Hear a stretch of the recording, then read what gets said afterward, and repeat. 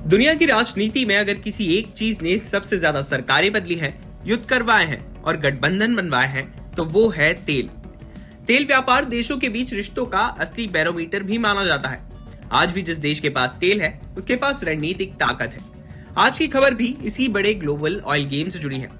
देश की सबसे valuable company Reliance industries limited को अमेरिका से बड़ा ग्रीन सिग्नल मिला है।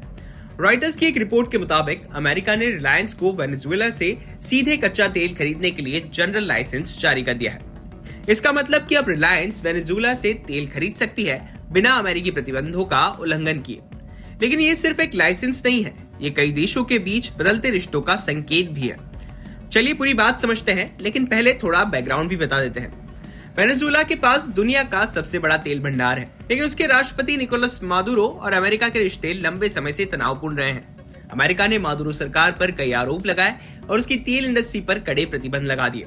इसी वजह से वेनेजुएला का तेल वैश्विक बाजार से लगभग बाहर हो गया। हाल ही में अमेरिकी प्रशासन ने मादुरो के खिलाफ सख्त कार्रवाई की। इसके बाद वॉशिंगटन की तरफ से संकेत मिले कि वेनेजुएला की एनर्जी इंडस्ट्री में कुछ ढील दी जा सकती है, ताकि करीब $2 अरब की ऑयल सप्लाई डील आगे बढ़ सके। इतना ही नहीं, वेनेजुएला की तेल इंडस्ट्री के पुनर्गठन के लिए $100 अरब की महत्वाकांक्षी योजना की भी चर्चा है और इसी बदले हुए माहौल में रिलायंस को ये लाइसेंस मिला है। अब बात करते हैं कि इस जनरल लाइसेंस का असली मतलब क्या है। जनरल लाइसेंस का मतलब है रिलायंस वेनेजुएला में पहले से निकाले गए तेल को खरीद सकती है, उसे रिफाइन कर सकती है और अंतर्राष्ट्रीय बाजार में बेच भी सकती है। यानी अब ट्रेडर्स के जरिए घुमाकर खरीदने की जरूरत नहीं है, सीधा सौदा और फिर सीधा फायदा। अब बात कर लेते हैं कि रिलायंस को इससे कितना फायदा हो सकता है। रिलायंस के पास जामनगर में दुनिया का सबसे बड़ा रिफाइनिंग कॉम्प्लेक्स है।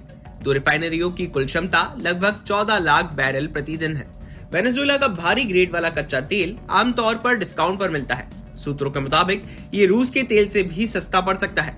इसी महीने रिलायंस ने करीब 20 लाख बैरल वेनेजुएला का तेल खरीदा था, जो ट्रेडर वाइटोल के जरिए लिया गया। वाइटोल और ट्रैफिगुरा को पहले ही अमेरिकी लाइसेंस मिल चुका था। अब सीधे लाइसेंस मिलने से रिलायंस की क्रूड कॉस्ट कम हो सकती है और रिफाइनिंग मार्जिन बेहतर हो सकते हैं। आपको यहाँ ये भी बता दें कि भारत पिछले कुछ सालों से रूस से बड़ी मात्रा में सस्ता तेल खरीद रहा था, लेकिन अब तस्वीर बदलती दिख रही है।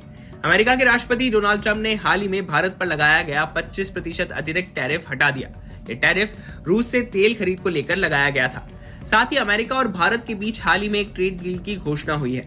दोनों देश सप्लाई चेन और एनर्जी सहयोग बढ़ाने पर काम कर रहे हैं।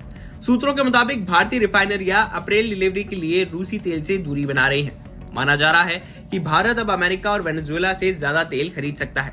अब समझते हैं कि इसके भारत के लिए क्या मायने हो सकते हैं। भारत अपनी जरूरत का 80% से ज्यादा कच्चा तेल आयात करता है।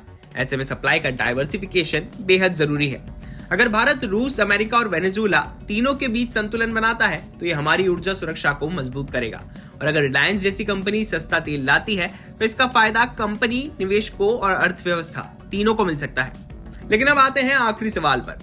क्या ये डील रूस से दूरी का संकेत है? क्या अमेरिका भारत को अपने एनर्जी नेटवर्क में और मजबूती से जोड़ रहा है? और क्या रिलायंस इस बदलते खेल की सबसे बड़ी विजेता बनेगी?